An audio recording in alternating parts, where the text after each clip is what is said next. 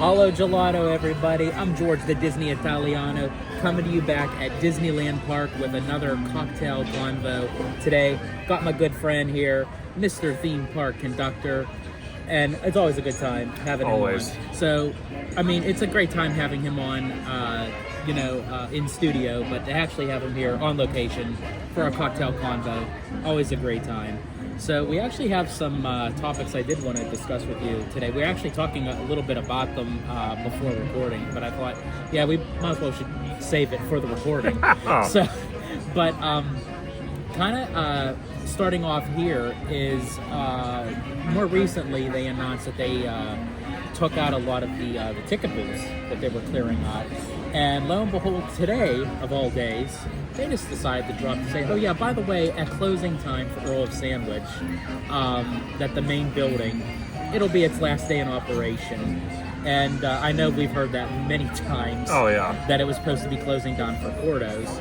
And the little Earl of Sandwich, what I call like the little stop shop, Sure. that's down by the Star Wars store, is obviously still going to be in operation. But it does make me wonder, now that they actually removed the ticket booths, if this is actually the real time now that Earl of Sandwich will finally be down for Portos to move in. Well, see, it's interesting you say that, and shout out to Theme Park IQ for posting that on Instagram and X about that announcement. I do find it kind of weird that they would literally not even give any type of notice for Earl of Sandwich. They just dropped it like an axe on wood, just dropped it. So that's what cracks me up. Now on the ticket booths, you were telling me earlier that you actually saw them clearing out the ticket booths right next to where Earl Sandwich is right now. So it makes me wonder, and probably almost a certain that they are ready for construction. Now on the other side, because I was mentioning you also, because if we look at the concept art for where the Sky Bridge is coming across harbor, coming from the Eastern Gateway parking structure, those ticket booths right there, and then you have the security hub. Could this be the first iteration by getting rid of the ticket booths where Portos is, and then at some point they're going to get rid of the other ticket booths across the Astronaut and then close down that security hub to start building the bridge? I think this is the start. I think right now that they'll say it's just more so for Portos. Sure. But I think that it's a bigger story, that it's the first phase to move into the second phase for the Eastern Gateway project. Definitely. Because they're going to have to start that sooner or later. Oh, I'm yeah. surprised, honestly, that the Eastern Gateway project hasn't already been started. Oh, yeah. I mean, the city of Anaheim granted Disney the rights to go and move forward in 2024. We're about to move in 2026. And they're still, like, how long does it really take to build a parking structure? That's what I mean. And it does take a little while. It takes a good year and a half, maybe 2 years to build. But to at least start it. That's what I mean. Like, and it cracks me up too, because it's not in guest facing. So where they're building the Eastern Gateway garage or parking structure, it's in cast member parking. So my question is, if it's not in guest purview, I agree with you. Why is it taking so long, especially when it was greenlit back in 2024? And Lord knows we need a new security system for the Disneyland Resort. I mean, I really wish Disney would kind of get on the hype train that Universal and even Knott's Berry Farm does. They get people in like so quick. They do. And I just don't know why we're like still back in like the 1970s and 1980s when it comes to the security system here. Oh, yeah.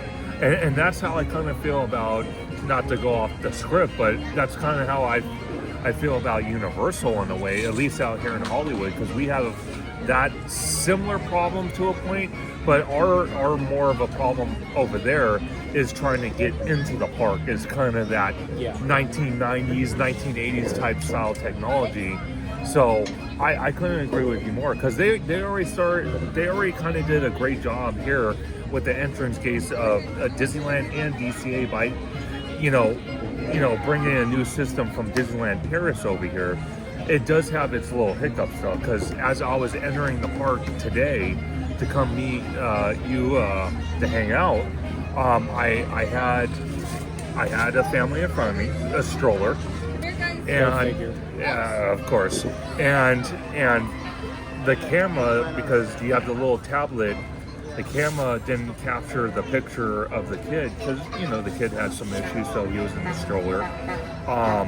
Couldn't get his face, so the cast member had to manually go on the little PDA phone they have and kind of mess around with it, come around, take the picture of the kid, then have to rescan the ticket and go through all this other nonsense to allow them in.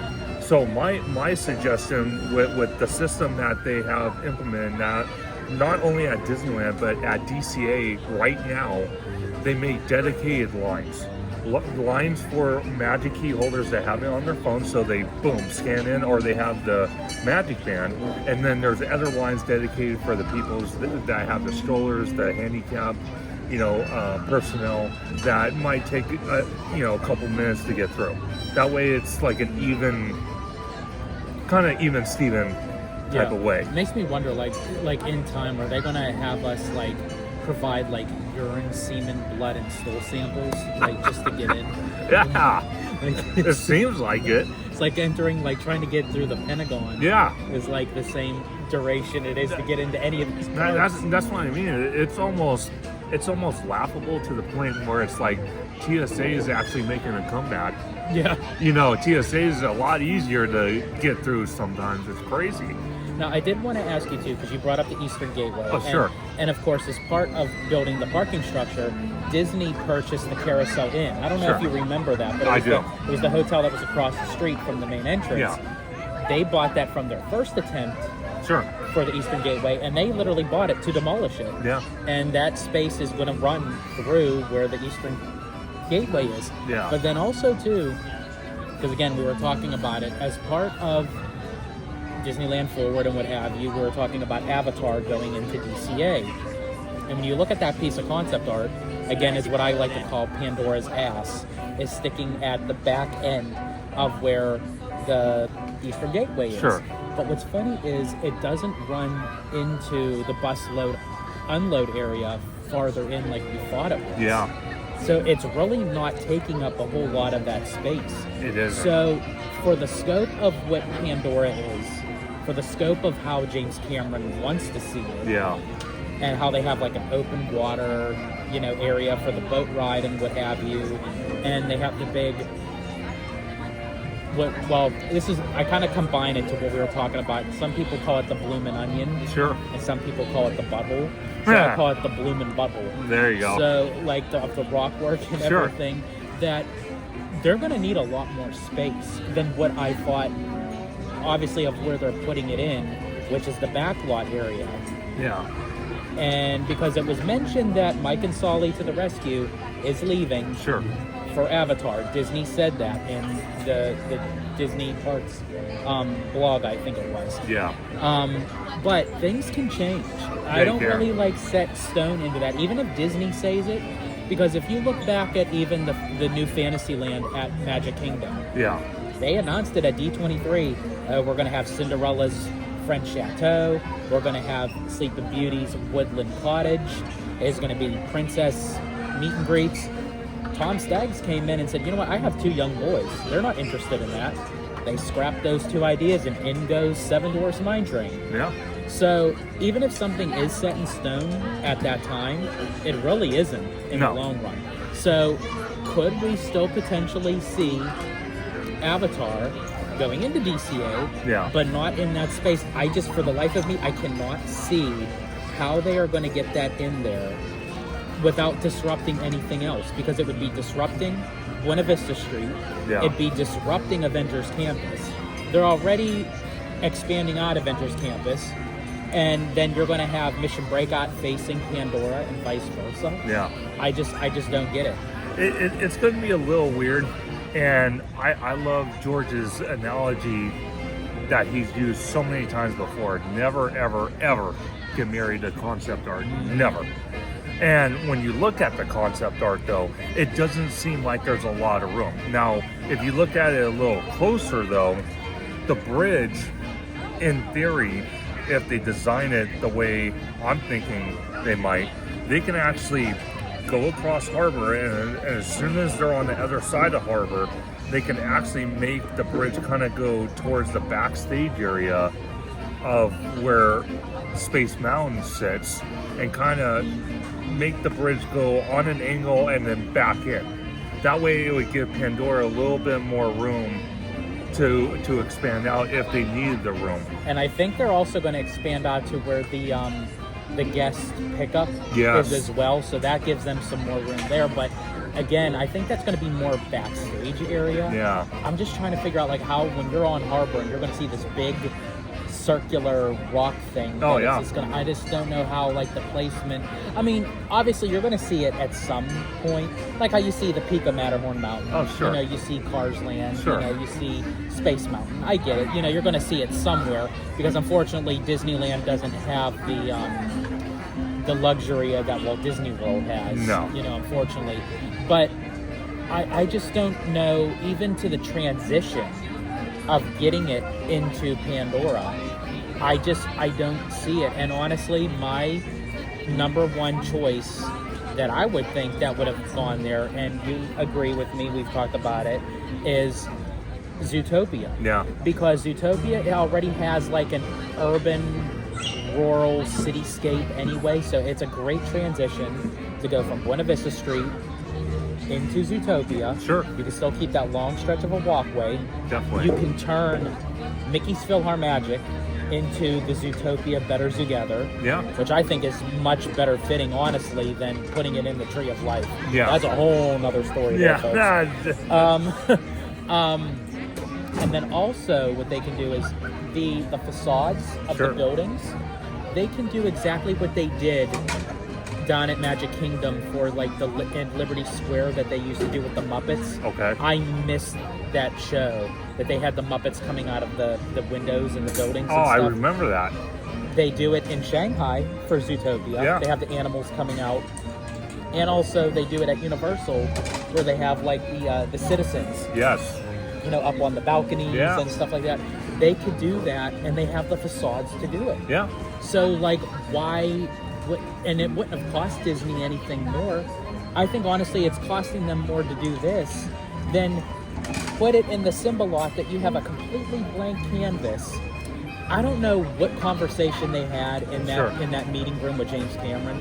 He just seems like he's the type of person that would want a blank canvas. Yeah. What did they convey to him that this is such a much better idea? Yeah, see, that's the question I have. What really happened behind those closed doors? And I couldn't agree with you more. The Hollywood backlot would absolutely be perfect for Zootopia. It fits everything around the Hollywood aspect. Now, one thing that I could say is, besides Universal Studios Hollywood, is that a lot of the theme parks over the decades have kind of gone away from the Hollywood type theme, you know, because it just never worked. Now in DCA, it kind of still doesn't work, because when you walk down Hollywood Boulevard, really you're only looking at blank facades and a couple shops with the building off to the right, which used to be, I think, like an ABC dining experience that got turned into this a Disney Junior show. Yes. And then right next to it you have this massive building. It has like 3 or 4 different experiences you can go explore. But I don't know, it just, you know, if they want to put Pandora there, my only issue is, how are they going to do it? Are they going to have room to expand? Which I don't think they will, unless they take PhilharMagic out in years to come. Then on top of that, as we're walking across the pedestrian bridge across harbor, are they going to cover the backside enough where we're not going to see what we see with Nintendo at Universal Hollywood? And that was their promise, that there was going to be a 360 degree of everything, where no matter which direction you're looking in, it's not also even going to be like the backside of Cars Land. Sure. Because Cars Land, I'm sorry, it's one of my favorite lands. Oh yeah. It has done so well, but when you go on Catella, Yeah. and you see the backside of Radiator Springs Racers, that thing is god-awful ugly Oh, yeah. to look at. And Oh. I'm sorry, it is what it is. And I know that wasn't Disney's intention, obviously, but I think they have more of a detail now of saying, okay, we learned from our mistakes. How can we like do a 360 degree? So they're going to have to do that. For sure. And then with the Simba lot, let's say, like George was saying, they change it up and they decide to throw Pandora over there. They could actually start that land much earlier because that's an empty parking lot. They have no guests around. They can section off a huge plot of that parking lot to sit there and start building it, and it's flat. They don't have to demo anything. They don't. Well, they might have to demo like the asphalt, but building wise, they don't have to demo nothing. I'm trying to even think of how they would even do the construction on Hollywood. They would have to close off literally from where Buena Vista Street is. Yes. All the way, and then on the other side.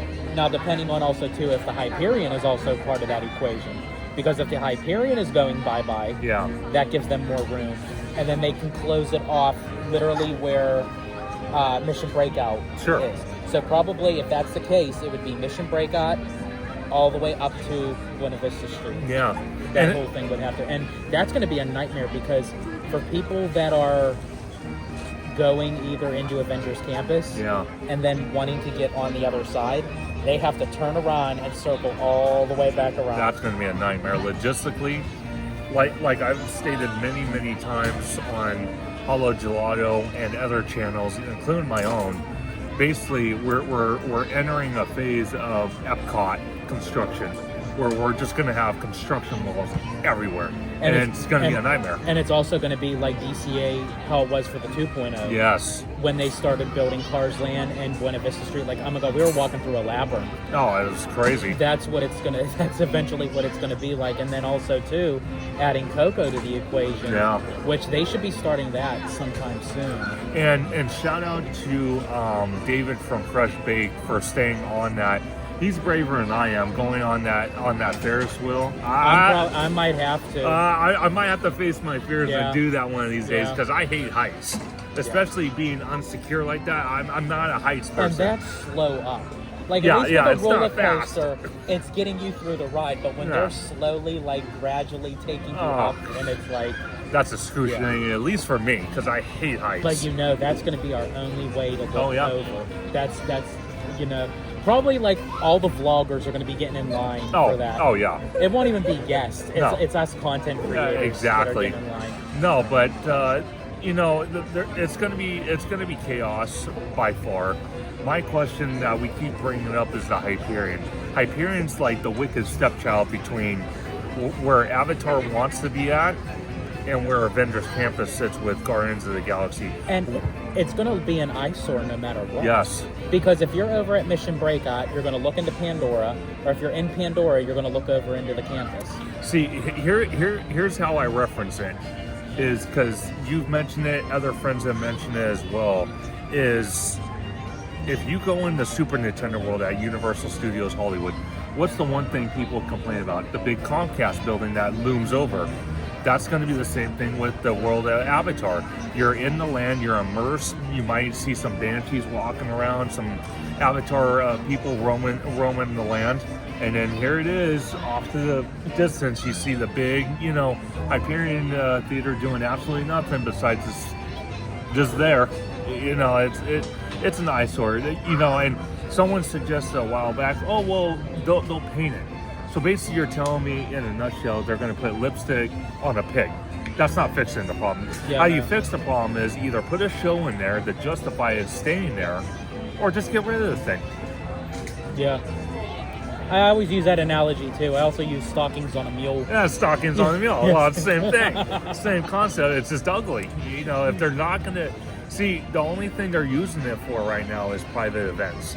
And the way I see it is, for what Disney just came out with price-wise, not just here on the West Coast where we're filming tonight, but also on the East Coast in Orlando, the way the prices got jumped up this year compared to previous years. Which nothing's going on right now. Yeah, nothing's new.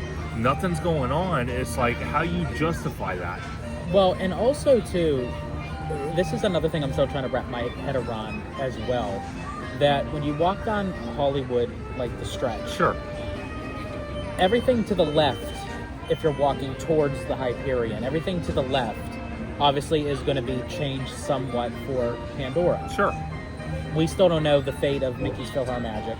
They just redid all the seats and everything, so I don't know what's up with that. Unless they do some sort of like Avatar Pandora 3D show.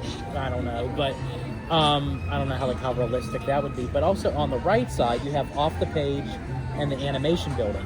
Those buildings connect into Avengers Campus. Yes. They share those buildings. Yeah. So you can't really touch, I mean, unless you just change the facade, but what really are you going to do? So is it going to be half Pandora to the left, half Hollywood on the right? Because Abby and I were talking to our mutual friend, Mr. Tech Taylor. Sure. And he was saying, like, and we were kind of talking about it, like, and hope that Disney doesn't do this, that if it just goes into the back lot, and maybe that's why they call it the Avatar Pandora experience, that it's a mini land within a land, because since it's in Hollywood land, it's like you're walking onto a film set. Sure. I hope that is not the case. No, and don't be giving Josh D'Amato ideas. Don't do that. Yeah, Josh, don't do that. Yeah, don't do that. If there's one idea that you can take to use, please don't take that from me. Exactly. No, but it's a catch-22. It really is, because I want to ask you as well, because I've referenced it before. A good friend of both our channels, Hey Bricky, did a video a while back where he was talking about this exact thing, how to kind of, figure out how Pandora's going to go, how they're going to kind of hide the monorail a little bit, what's going to happen with that whole situation. And one of the things he was suggesting is right where the entrance gates for the Hollywood backlot is, you have this green space area. Then once you go into the green space area, then you walk through there, then you go through the world of Pandora. But I'm like, wait a second. My only gripe with that is now you're making the land, or the experience, whatever Disney decides to call it, smaller. So having a green area is, personally for me, I respect Ricky. He's a great person, has a brilliant mind. I just don't think a green area will work there, because you want as much land as possible for Avatar. And then when you were referencing PhilharMagic, because when we look at the concept art, and again, never get married to concept art, but for right now, it only shows one attraction. Right. So I think personally, they're at least going to have 2 attractions, but I think PhilharMagic at some point in the near future will be a footprint for a 3rd attraction if they don't use the Hyperion footprint. That is very true, because a lot of people also marry the fact of whatever the land is going to look like starting out. Sure. Boom, that's it. That's going to be what it's like for life, and that's not the that's not the case here. Like, there's always room for growth and improvement. Sure. To any land, to any section, to any attraction. I do agree with you though with that like little green kind of like Central Park kind of thing. I do have to disrespectfully disagree with Ricky for that notion that it's taking more land off of Avatar, and then you would still have to do a transition. Yeah. Not from the little greenery to Avatar, but then what is going to be the transition from Buena Vista Street into the greenery? Yeah. But then also too, but take even that little greenery area off the table. Where the monorail is placed, it is placed all the way in the back where the Monsters Inc. building is. Yeah. You would then have to make rock work for the monorail to go through to kind of hide the facade of it. But when you look at the concept art, now again, you can't get married to the concept art. Sure. Where is the monorail going? Yeah. Like, is it going to go through the bloomin' onion butthole? Like, well, that didn't sound right.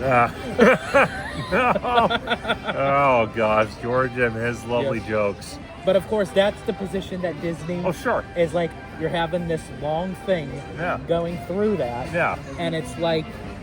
One thing I can appreciate from Bricky, though, he did show that the rock work, how it could look. Yes. To hide the monorail track. Yeah. So I really hope they do incorporate that. They would have to do, yes, they would have to do something like that. So I really hope they do that, because obviously the monorail track, at least in that section, cannot be moved.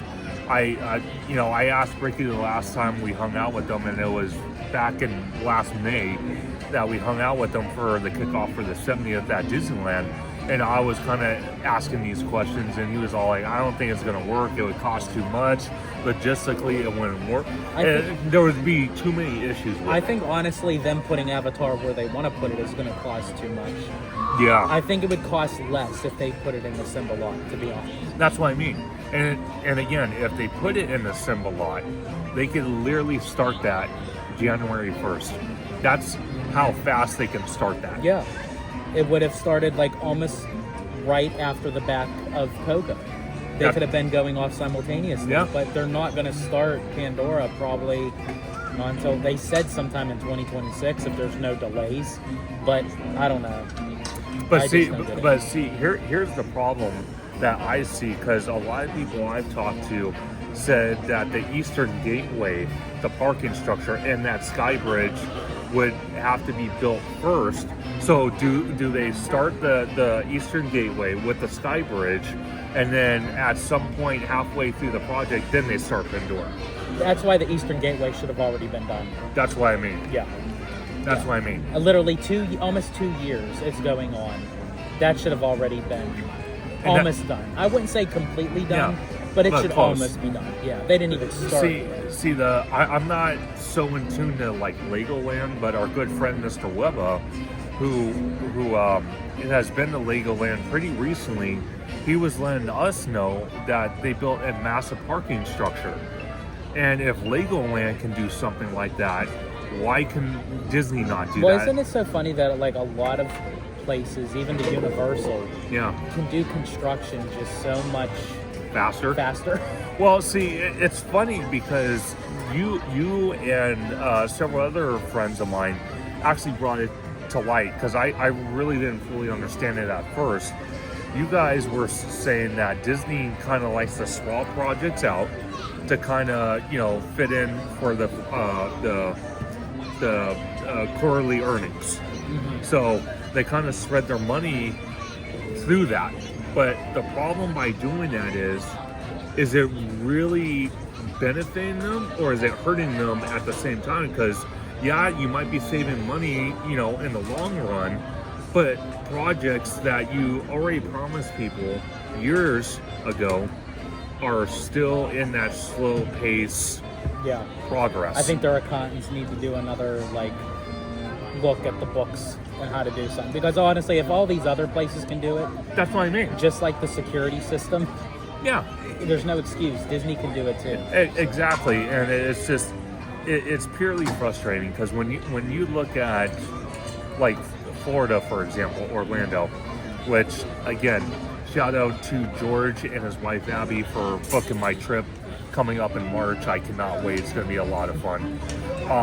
But one of the things that I was told by another good friend of ours, Jared from Capture the Magic, was he has a couple of friends that work in the travel agency out there in Orlando, and what they're starting to notice is a fluctuation of people not booking trips to stay on Walt Disney property and even go to the parks as much as if they were going more to Universal and staying on Universal property, because it seems like it's more bang for their buck and it's a little bit cheaper, even though it's still pretty expensive. Mm-hmm. But they're seeing those levels kind of divert to the Universal side. I mean, it's very true. I mean, because I think nowadays people are, trying to find loopholes, to kind of save on money, especially of how things are just, going in the direction of prices just keep on getting higher. But minimum wage seems to not be moving. No, it's not. So it's like you have, minimum wage, and then you have other things that are raising. Sure. It's like there's no balance there. So people have to kind of cut costs, make sacrifice, and sometimes you have to change your blue book a little bit. Absolutely. And that's one of the things we've talked about here on Theme Park Conductor on Conductor Sunday live stream with Holo Gelato joining us, or vice versa. I've been on Holo Gelato and we've talked about it as well.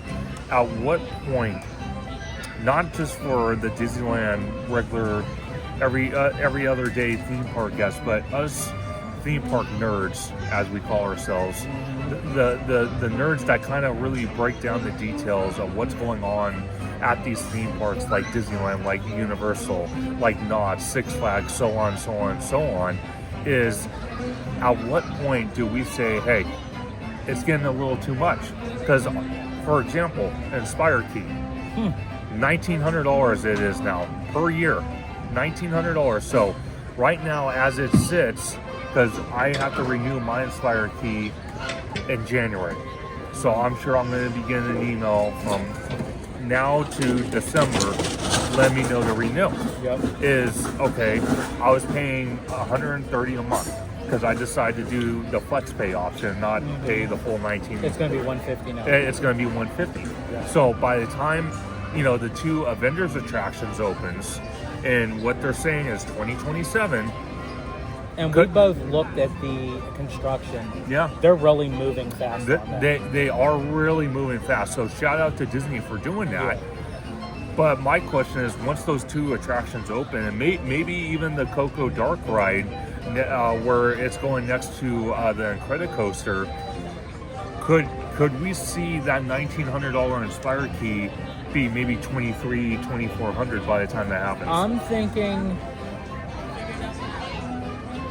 with Coco and Avengers, if they're both up between the years of 2027, 2028, around the time for the Olympics. Yeah, I mean, my number that was in my head was 22. So pretty much on point, it's going to go up.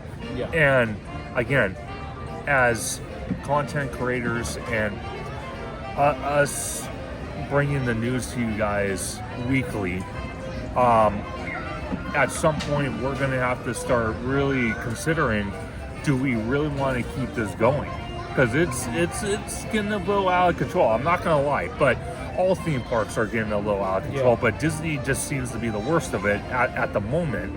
But I still have both my kidneys, so I'm still good. Yeah, so he's still good over here. So that's a bonus. But my whole thing is,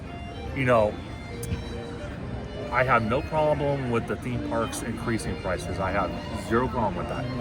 But if you have nothing new to show for it, and you keep increasing prices, and you keep limiting, like for example, and again, the amount that it went up to. And the amount that it went up, which was abnormal. Surprising. That was surprisingly abnormal. Yeah, very abnormal.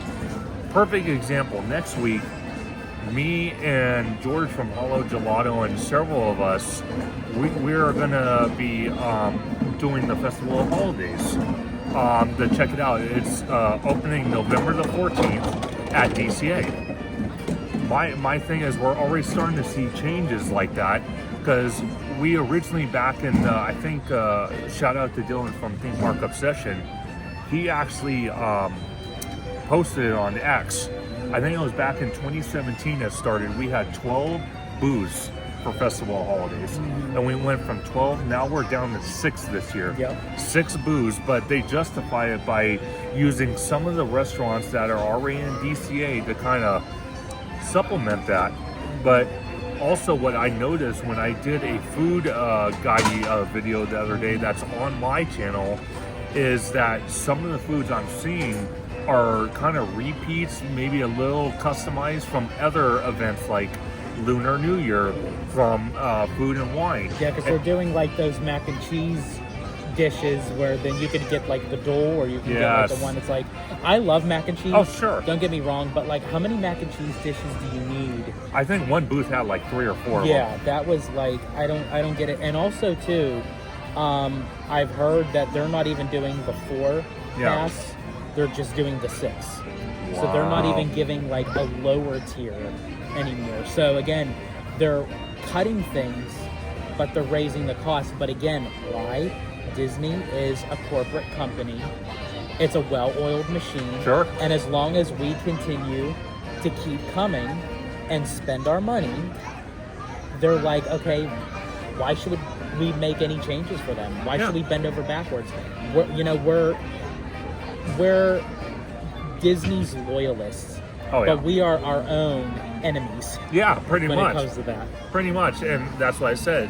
us content creators, we kind of just go above and beyond. We're almost like our own kind of like Justice League as a way bringing the news to you guys. And again, it's not that we don't want to do it, but it's like, again, if a theme park like Disney and others are going to increase prices, I have no problem with that. Yeah. But have something new that not only us content creators can enjoy and bring the news to you, but also the everyday or every other day or once a month guests that love to kind of get away from their own life and kind of, experience the Disney magic. At least give them something new.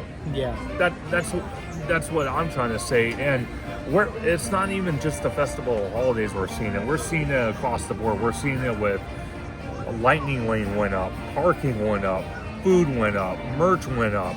It's like, okay. Pretty soon they're going to start charging us to go to the bathroom.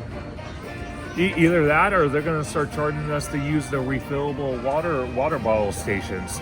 Oh, yeah. See, there I go. Yeah. I'm giving tomorrow bad ideas. Don't do that. But no, it's just it's getting a little crazy. And then what we're seeing in downtown Disney is we have two buildings. One was the former ESPN Zone building, which again I wish they kind of didn't get rid of because I actually enjoyed it. I loved going in there and just hanging out, watching the sports, watching the games. And then you have another building literally adjacent, which is Rainforest Cafe, that is now like a Star Wars store and has been like that for about 1.5 to 2 years. Problem with that is they're only using 1/4 of that footprint for that store. And then when you look at ESPN Zone, it's been behind construction walls for at least almost a year now.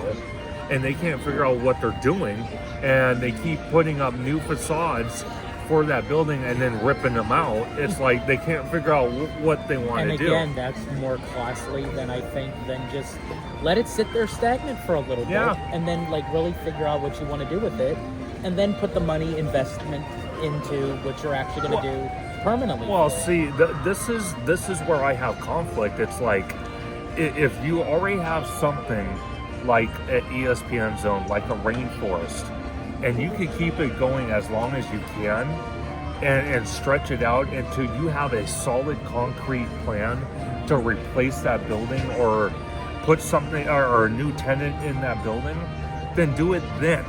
To let it sit there and do nothing, or sit there and throw it behind construction walls and change facades like we change clothes is ridiculous. It's stupid, it's costly. And what does Disney do? Just like other theme parks, I'm not just picking on Disney, but Disney just happens to be the subject. What does Disney do? They pass the price to the consumer. The consumer is us on everything. Yep, I agree. I definitely agree. Now, I have one final topic. Sure. And this is actually, you're the perfect person, I think, to have this conversation because you were just there today. I was. You were covering some things over at Universal. If you want to kind of explain to the viewers, like, what's been going on over there with regarding now with the holidays coming with Grinchmas, and then also the new Fast and Furious poster. Absolutely. So, like George said, I was there this morning. And one of the first things I saw, as soon as I parked at the Jurassic parking, I walked in the City Walk. First thing I saw, they wasted no time getting rid of the Halloween decor in City Walk. They got rid of it. They already had the tree up, and we're talking a tree that's probably like 30 feet, 40 feet tall.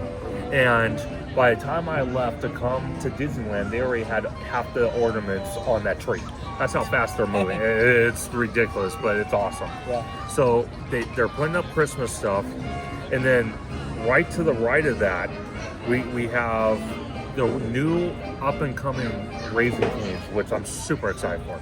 Because I cannot tell you how many people have said, you know what, I just experienced a whole night of Halloween and HHN. I want something to eat, and they've been crying for a place like Raising Cane's. So when I walked past it, they took down the scaffolding where this big video wall is. It's humongous. So I was filming it, and I'm going to put a video together and release it on my channel in the next couple days. but this video wall is ridiculous. It's huge. And I was He talking. showed me it. It's impressive. Oh, it's very impressive. And I was talking to a construction worker because he saw me filming, and he came up to me. He's like, "Oh, are you a content creator?" I'm like, "Yeah, I'm filming from my channel," and we got to talk. He's like, "You need to see this thing at night." So how it is right now, he said, this screen alone will literally light up all of City Walk. That's how bright this thing is. It's vibrant. It's kind of like in your face type signage, which is awesome.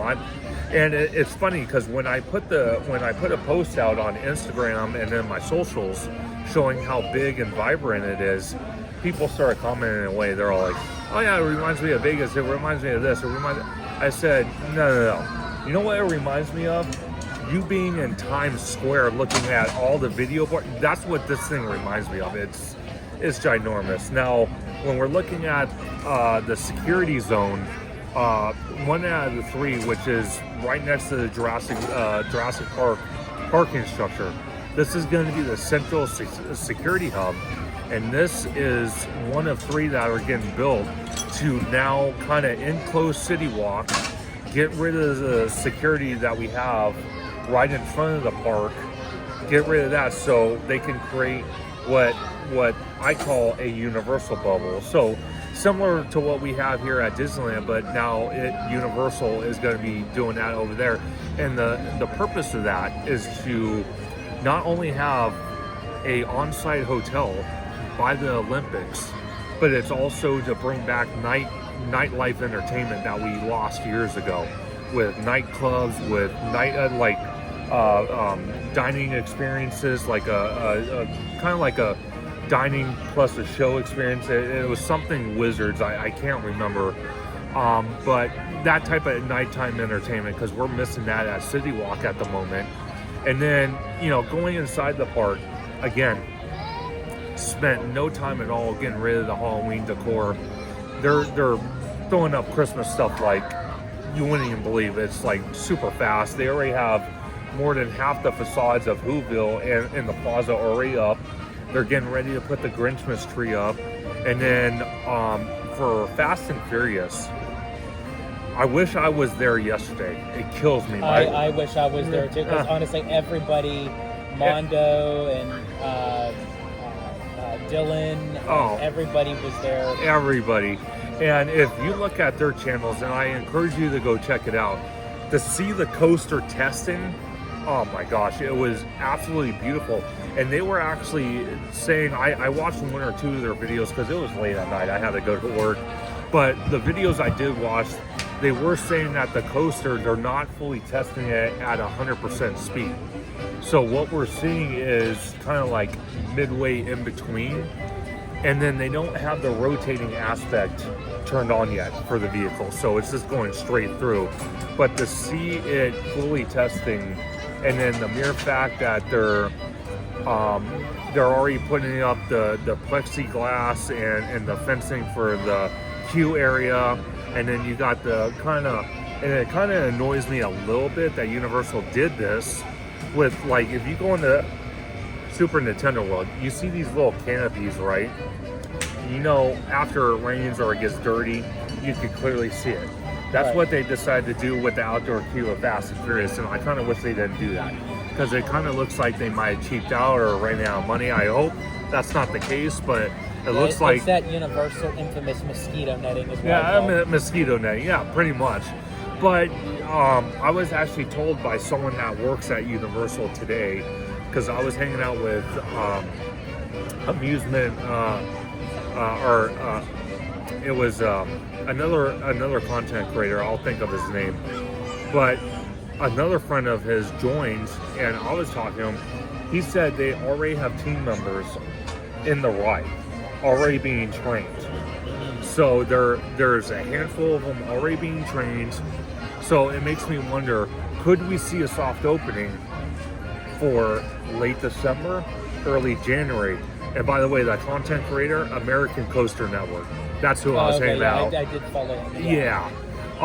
But yeah, they already have people on site already training. So we're at that point. I'm going to say, and this is just me, I could see maybe like cast member previews and maybe annual pass soft openings, I would say after the first of the year, only because I think they don't want anything disrupting the holiday season. Oh, sure.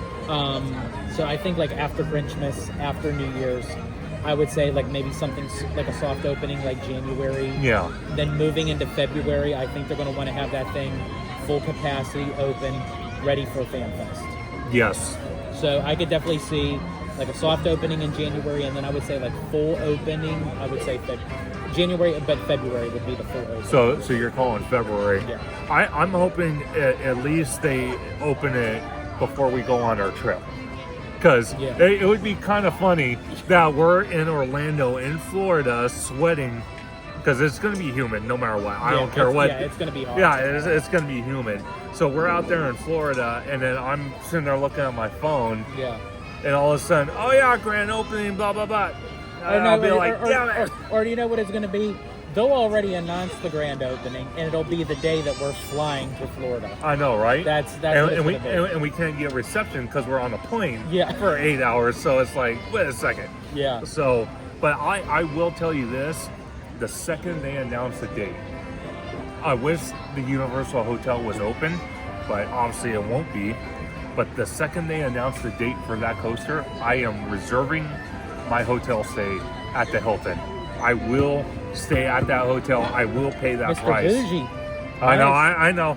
I'm Mr. Bougie, but hey, for content purposes, I'm going to do it. You do it, you know, it's, well, do you know what? That's smart in a way, because I think by staying at a hotel that's adjacent to there, like the night before something opens, because you know it's going to be crowded. Absolutely. You know, the parking is going to be a nightmare. Oh, it's going to be atrocious. You know, people trying to come in. So actually, I might be joining you. Yeah, there you go. Now that I'm actually thinking about it, like talking about it out loud, I'm like, that may not be such a bad idea. No. But I do agree with you, and I think with Universal having their own hotel, I think that definitely solidifies the fact of there's a lot more bigger, ambitious plans to come for Universal Studios Hollywood. And I think there's going to be, because I mean, they already planned that there's going to be a lot more expansion, a lot more attractions. Yeah. And again, they're going to want this ready for the Olympics. Oh, I think they're going to be all gung-ho, and they're just going to be like doing like 3 to 4 projects at a time. Absolutely. It's going to be a great couple of years. Not only for Universal, I really hope Disney does kick it into high gear for sure. Because they kicked it into high gear. I will give credit where credit's due. You know, and I always like give my critiques. Yeah. Disney, Josh has been really to his word of everything that he promised at D23. Yeah. And they really are moving very quickly in Florida, which I'm very surprised, because usually Florida is the one that usually takes the longer. Oh, for sure. I just wish that we had a more clearer concept of what direction that they're going for with Coco and Pandora. Yeah. Because we've still not known anything yet, and supposedly construction's supposed to start very soon. See, that's another thing I have to take away from Florida, which they just recently announced. They built, I don't know what area of the resort, but they built an area where we used to have in DCA, which was the Blue Sky Cellar, and you walk in there and you had all these different models of future expansion for the theme park. Then you had concept art, you had, you know, all the stuff that you can kind of see as someone that's, at the time when we had the Blue Sky Cellar, it was still Magic Key, but before that, we used to call ourselves annual pass holders, but they switched to the Magic Key. But so Walt Disney World has that now. They brought that back.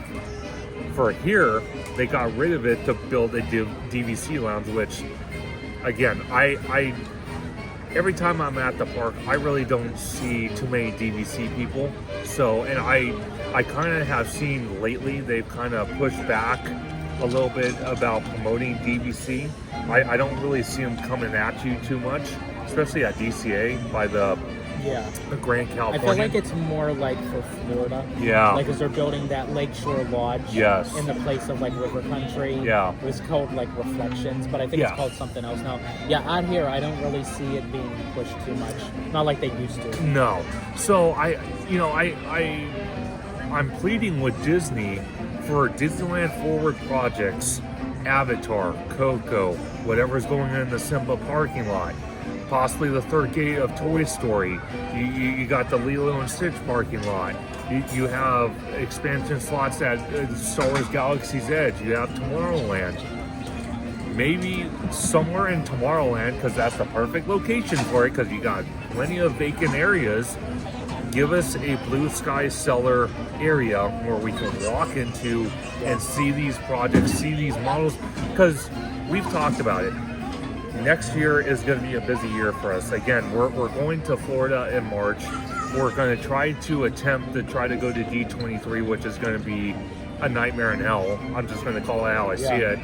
And the reason, to get the tickets. Just to get the tickets. And the reason why I say about D23 is that's kind of what ties into the blue sky cellar, aspect of it.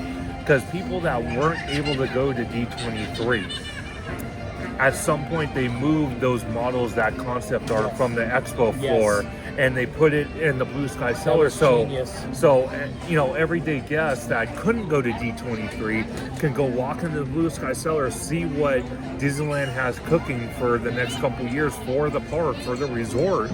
That way they can kind of feel, okay, this is why Disney is charging this much money for a corn dog or a churro.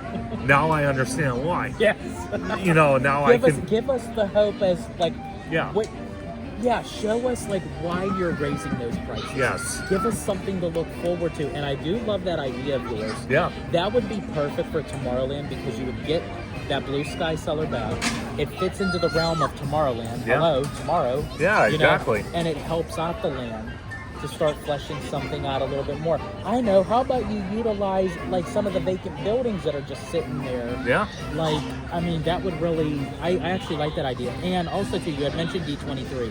Sure. Disney and Tomorrow, especially if Tomorrow is planning on trying to be CEO. Sure. Which I think he's pretty damn close. Oh, at yeah.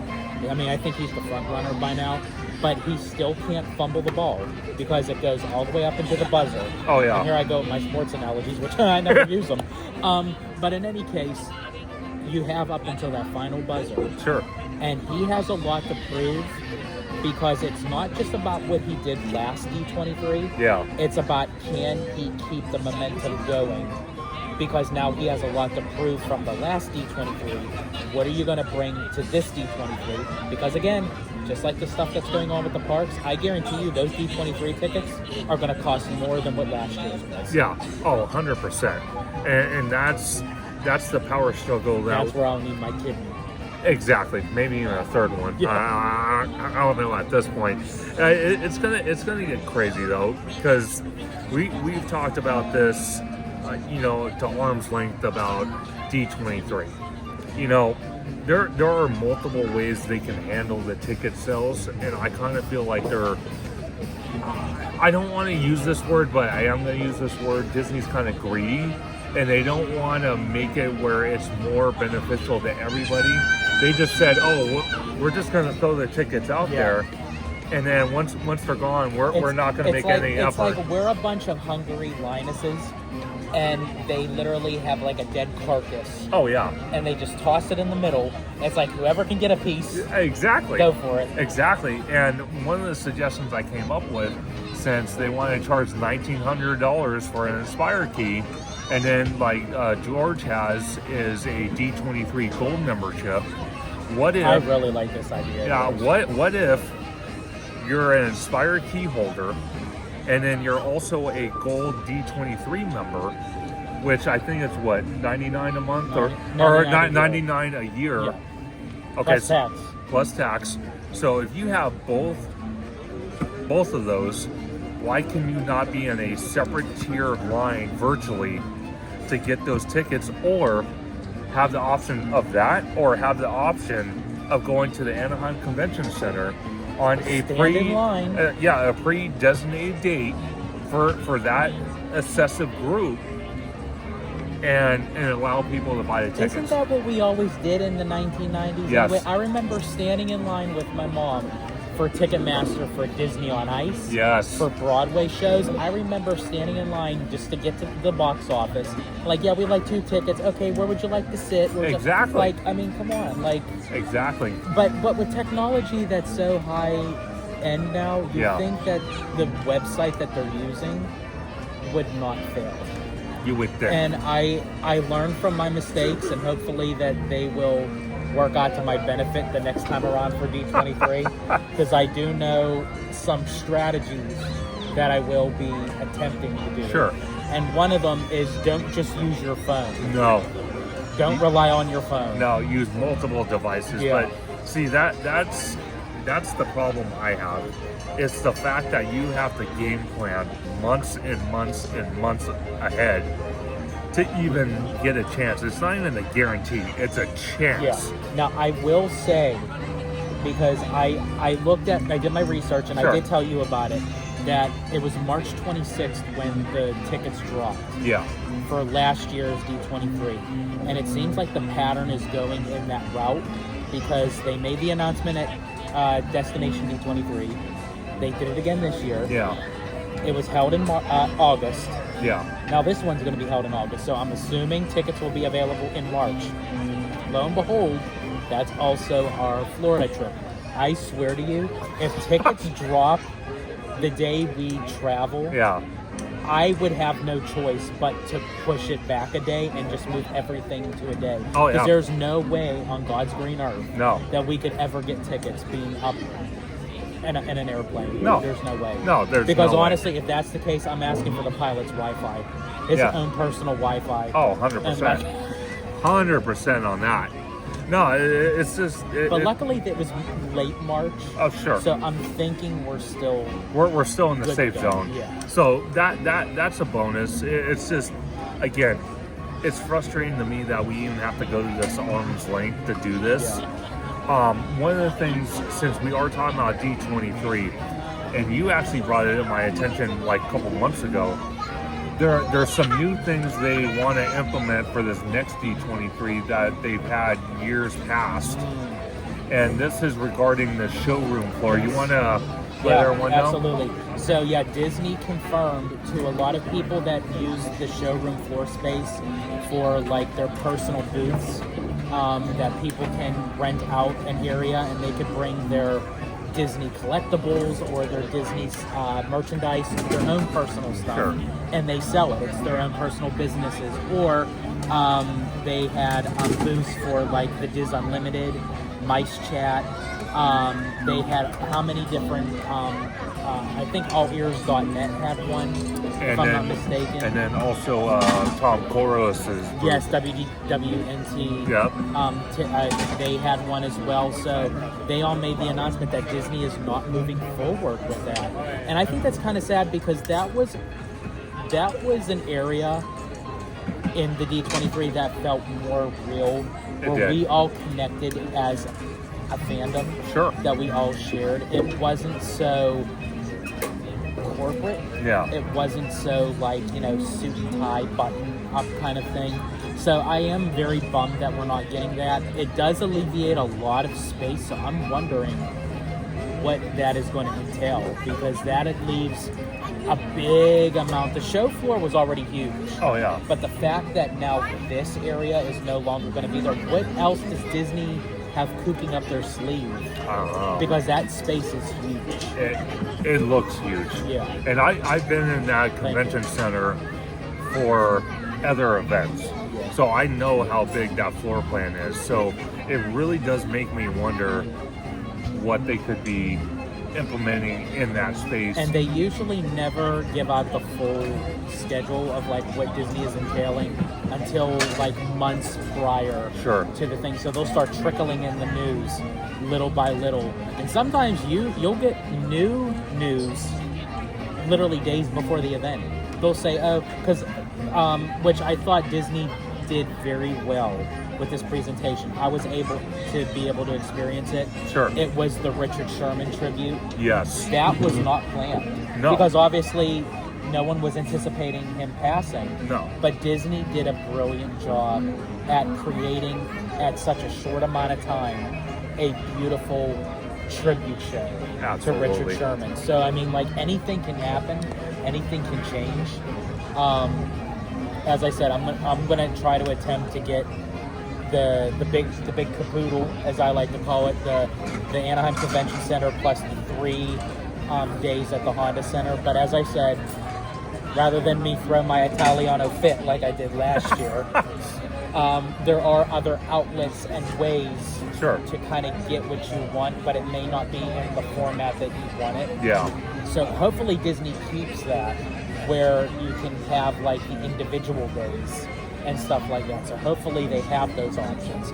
Or if they could just fix the damn ticketing system, then we wouldn't even have to even worry about it. That would be nice. And then one of the things that George actually brought to my attention that everybody at home has to look out for, especially if you're a Magic Key holder, is when they announce the date for D23 day at Disneyland. That's going to be one of the biggest, busiest days at the resort in the summer. Yes. Day of, Did you? It's August 13th. D23 day. Okay, so I gotta look at that if it's still available. It should be, but I will definitely take a look at that. But that's one of the craziest days because they have Tomorrow walking around. They have, well, Iger for now walking around. And it seems like they have a lot of Disney legends. Yes, they do. Walking around. Yeah, they have like the thing. And that was the day I chased Tomorrow down Main Street. Yeah. So, that was. That might become a tradition of mine. Oh gosh. You imagine that, folks. Just imagine that. You're walking down Main Street, having a good time. All of a sudden, you see this crazy guy running down the street.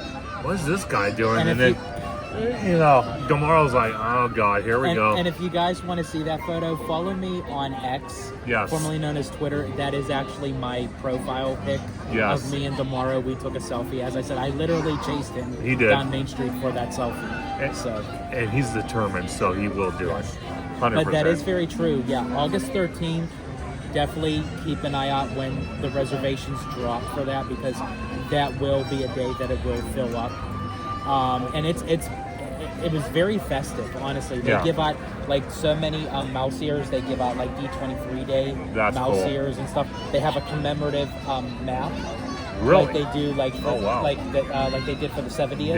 Yeah, it'll just be for that day. Wow. A D23 day commemorative map. Awesome. So, and then they have like different like dance parties, and they had Deadpool come out for his like debut over at DCA and everything. I love Deadpool. So, I love Deadpool. and he's coming back for the holidays. I'm like so excited for him. He is. And you know what's funny about this? Because I was filming earlier at DCA, and one of the things I mentioned was that, obviously Deadpool got toned down with his rhetoric, because of the kids and whatnot, and Christmas and whatnot. Of course, always has to ruin everything.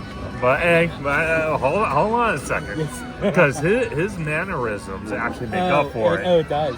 It makes up for it, because not a lot of kids understand it, but us Disney adults, we totally get it. We're all like, oh yeah, here we go. I have to say, because I was worried about that in all seriousness, that I thought, okay, they're really going to dilute him down. Oh, sure. They had to, obviously, sure. But they still had him have his acquired taste and personality. It was perfect. And you're right, there are like rhetorics that he uses that like the kids don't understand, but we understand.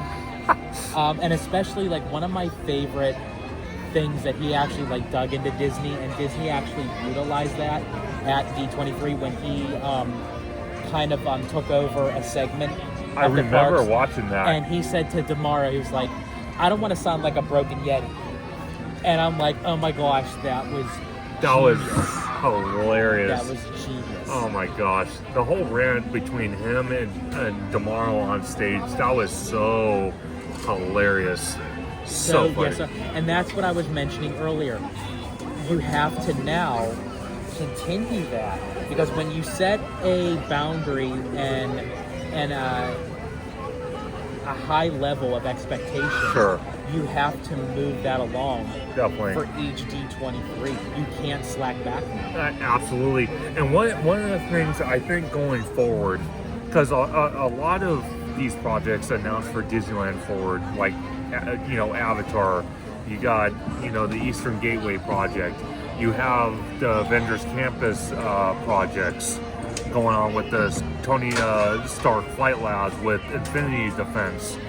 Is going forward at D23, and then, Destination D23 is another issue, but D23 in general, what could they announce at this next D23 that hasn't already been announced? One thing I would like to see, if they have nothing like land related or something like that, one thing I would like to see is them maybe kind of go off the script a little bit and maybe announce infrastructure things that they're going to be implementing into the park to make the guest experience that much better, or maybe bringing new experiences, new attractions to lands that already exist. Yeah. So that way it's not such a long period of time we would have to wait for that project. And now with Destination D23, one of the things that I would love to see is kind of like taking from D23 like projects they announced, and then cut. Well, sorry. That duck was pretty mad or something. Sorry, folks, we're getting attacked by ducks. I don't know what's going on. I think Mr. Seymour Duck is mad at me or something. I don't know what I did. No, but at Destination D23, which is usually held in Orlando, Florida, on property, I would like them to kind of go into the aspect and have a parks panel day where they kind of show the progress of projects they already announced at D23. Yeah, that's really what should be. Yeah, I agree. I would rather want the updates for Destination and the newer stuff for the Ultimate Fan event. And actually, I like that idea that you can announce something new. Yeah. But it doesn't have to be a brand new land. No. It could just be something added to an existing land, but it's a new project. It's a new attraction. So, I actually like it. So for prime example, right? Star Wars Galaxy's Edge. Again, I reference Hey Bricky and his channel. Amazing content he does. One of the videos he did either on that channel or Bricky Vlog was in Galaxy's Edge. If you look at the land on Google Maps, okay, so there's one area behind this big metal door that it has the infrastructure ready for a restaurant that was recently at the Galactic Star Cruiser in Orlando for the hotel experience that was based off Star Wars. That restaurant alone was supposed to come into that footprint at our Galaxy's Edge because it's already there. And then when you look kind of towards the top of the map of that area, there's another metal door by the Millennium Falcon that's kind of like hidden in the corner. That door was, if you look at it on Google Maps and you kind of look at the backstage area, they actually wanted to build another e-ticket attraction in that footprint. So stuff like that, that's new additions to a land that's already existed, would be a great buffer for tomorrow and the Imagineer team to come out on stage at the Honda Center and shout out to Disney for acquiring the Honda Center for the Parks panel, to sit there and say, okay, well, we're not going to bring a new land, but we're going to add a new attraction to a land that already exists at the park. And you mentioned Galaxy's Edge. They could actually kill two birds with one stone with that, because Galaxy's Edge is at Hollywood Studios and out here in Disneyland. That would cover two parks for two expansions, just because unfortunately they do have that same mirror copycat land, so obviously they're going to want to keep it. But that is very true. There was ambitious plans for a third attraction and also for a sit-down restaurant. So, I mean, those plans could very well happen. And honestly, I think Galaxy's Edge would probably be the land that would be mentioned at D23. I also feel like Disneyland Park would be due for something, because nothing was mentioned last year. No. Because it was just for the 70th. Oh, sure. Nothing like permanent, aside from the Walt Disney Audio Animatronic. Sure. But it was more so for DCA. Yeah. And with Coco and Pandora and everything, and yes, they'll get to the Simba lot eventually. I don't think they'll lean towards DCA again 1 year after. I think they'll lean more towards Disneyland. And again, that ties into the factor, because if you look at it, the two projects I just announced for Galaxy's Edge that they can bring to life, it's all backstage area. It would not be in the guest way to build these experiences. Same thing for Disneyland in general. If they took the Lilo and Stitch parking lot, and let's say they wanted to build a land there, that could be an announcement. It could be Frozen. It could be something else. Who knows? Because they could just make the announcement. Obviously, the construction isn't going to start the very next day. Look how long it's taken for the Eastern Gate. Yeah, and again, I kind of give Disney a lot of bad publicity for that, because 2 years ago when they announced that Eastern Gateway project, and that's, I think 2 years ago, they were still trying to get permission from the city of Anaheim and the city council to get Disneyland Forward approved, but they already knew something that all of us didn't know. But how from this moment to when they approved Disneyland Forward, how long has it been? I think it was about a year and a half. Don't quote me. I think it was April of 24. Okay, so April of 24. Think about this, folks.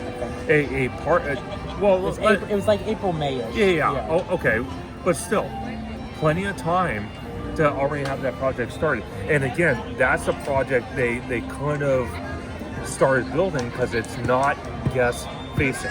Yeah. It's not guest facing. It wouldn't be in the way. It might be in the cast members' way, but they can work around that. Yeah. It's not in the guest way.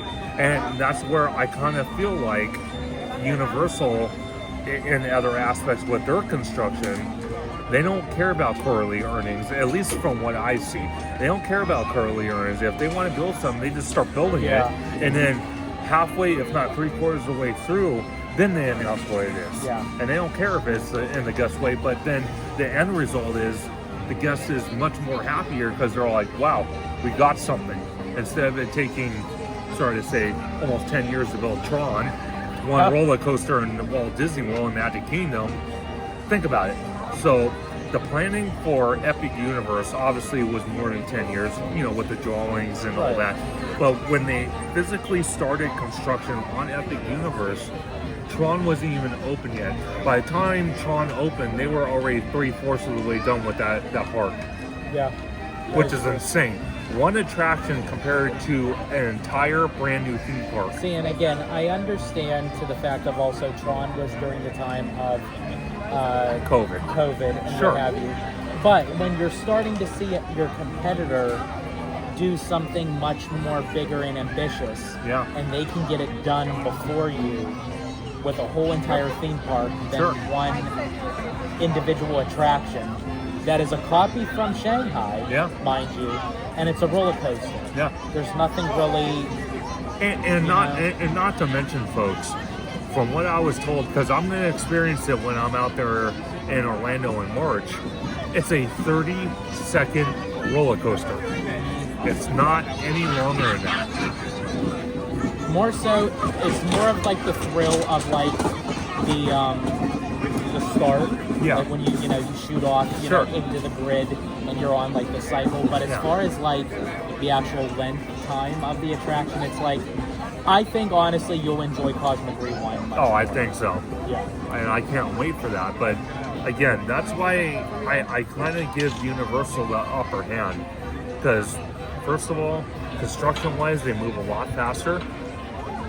When it comes to annual pass holders compared to Magic Key holders, I kind of feel like their after-hours events at Universal are better. I agree. Yes. Then you have, if you look online, I think it was yesterday, Universal posted, they already announced all the events coming for 2026 for Universal Hollywood. They have the dates for next Halloween. Yeah. For HHN. The starting date is, I think it's September 3rd. September 3rd. That is crazy. It's insane to me. Literally, they are dismantling HHN. Christmas stuff now. HHN. Yeah. They're putting up Christmas stuff. and we already have the starting date for HHN. And that's crazy to me, because when you look at it, seriously, when you look at it as well, HHN, there's another bonus benefit with owning an annual pass, the top tier pass, which is the platinum. You get one free ticket to HHN, one general admission ticket. Here, you pay $1,900 for an Inspire key. Do you get a free ticket to Oogie Boogie? No, you do not. So that's another reason why I think Universal's on top. And I will also give Universal the credit.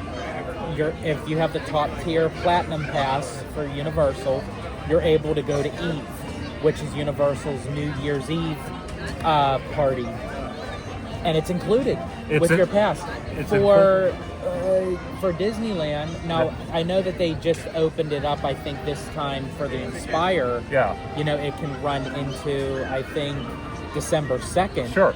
But it's like, okay, it's December 2nd instead of December 6th. Yeah. It's like, January 2nd. Oh, sure. Instead of like January 5th or 6th. It's like, okay, that's great, but it's like, you blocked us out for Christmas Day and New Year's, and you were the top tier Inspire keys? That's what I mean. And again, this is all logistical stuff that Disney can fix. Will they fix it? Who knows? There's big question marks. And again, this is another small win that tomorrow, who is the front runner to be the next CEO of the Walt Disney Company, could really earn some ground here. Ground here with building that trust with people or citizens, like Ricky likes to call it, the citizens of Disneyland, that are paying these high prices. And again, I want to show the camera this is something that Universal also gives out to their annual pass holders. I don't know if you can see this on camera too well, but this is a Grinchmas magnet, and it says annual pass holder on top. So they've had themed annual pass holder magnets that are free. What does Disney give us besides, oh, well, if you didn't book a reservation, sir, you can't get in today? That would have been cool to get, like, for each year, like a Oogie Boogie magnet. That would have been really cool. That's what I'm thinking. Really cool. Or like I said, as easy as offering the top tier pass, $1,900. And up more. And it was up to $1,900. It wasn't. It wasn't, but now it's $1,900. Yeah, I think it would offset if they gave us like one free Oogie Boogie. Yeah. I think so. You know, and have the holidays open for us. Exactly. And then also, like we were talking earlier with D23, if we're a D23 member, a gold member, and we have the Inspire key, put us in a group where we have a chance to buy tickets for D23. Yeah. Or how about this? If you have a Walt Disney World annual pass, if you have a Disneyland Magic Key, you have a gold membership for D23, and you have a Disney Plus subscription membership, you should be able to walk into the Anaheim Convention Center. I'm gonna top you off one, a DVC membership. Then you should be able. There you go. Then you should be able to just walk in there like you own the place, and just sit wherever the hell you want. There you go. Hell, you might as well. At that point, you might as well hang out with Josh Duhamel and Bob Iger backstage having a dessert bar, just hanging out at that point. Honestly, I would probably tell them, like, at that point, like, I don't even need a seat. I'll stand for 3 hours. I don't care. Like, because I'll be, like, recording and doing everything, you know, for the content purposes anyway. So no, absolutely. Yeah. But again, I want to give a big shout out to George from Hollow Gelato for allowing me to come on today's episode. It was a lot of fun, a lot of great stuff we talked about. Yeah, and absolutely. I cannot wait to be on future episodes of this. It was a lot of time being on location, being surrounded by friends, being surrounded by the Christmas atmosphere that the Disneyland Resort is transitioning into. It's absolutely a wonderful time. Absolutely. Yes, and I do want to thank you for joining me today. It's always a great time having you on Hollow Gelato. But as you had mentioned, not even just in the studio, but out here on location, you know, boots on the ground. and we covered a lot of stuff, and we will continue to keep on covering the stuff here at Disneyland, over at Universal. Even when March comes, we'll be hitting the Florida parks. So you definitely, continue following the channel of Hollow Gelato. Definitely, if you're not already a subscriber, hop over to Theme Park Conductor. He does a lot of great work. He does all his conductor lives, which I believe are on your Sundays. Sundays, and then also, do you still do your conductor Thursdays in the park? So Thursdays, it's kind of a hit or miss. I'm still playing around with it. But one thing I'm going to try to do maybe every other week, if I'm at the park, maybe do a live, whether it's on YouTube or TikTok. That's going to be something I'm going to try to work on, because I know people love my live streams from the theme park. So I'm definitely going to try to incorporate that for sure. So while he's trying to get all that figured out, sure. How you best can know is follow him on all social media platforms, and subscribe, like, and hit that notification bell on Theme Park Conductor. You'll get all the notifications, and also do the same for Hollow Gelato. But speaking of your social media platforms, if you want to let everyone know where they can find you. Absolutely, and again, I want to give a big shout out to George from Hollow Gelato for letting me come on. And then before I announce my social media platforms, I have to give a big, and I mean a big shout out to you, George. 19,000 subscribers. Oh my God. Thank you so Absolutely much. Incredible that you've gone this far. I am so happy that you started a new channel, rebranded it, and got this far. I am so happy, and I cannot wait to see future content from your channel. Big shout out to you.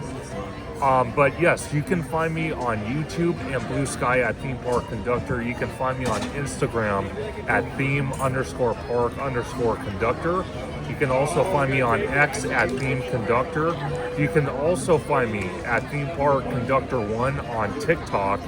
And like George said, every Sunday for Conductor Sunday live stream, where we talk everything from Disney to Universal to the up and coming Christmas season, which we are now entering at the theme parks. And next week, programming note, like I said early on, we are going to be at DCA covering the Festival of Holidays Day 1. And I think Deadpool is debuting that day.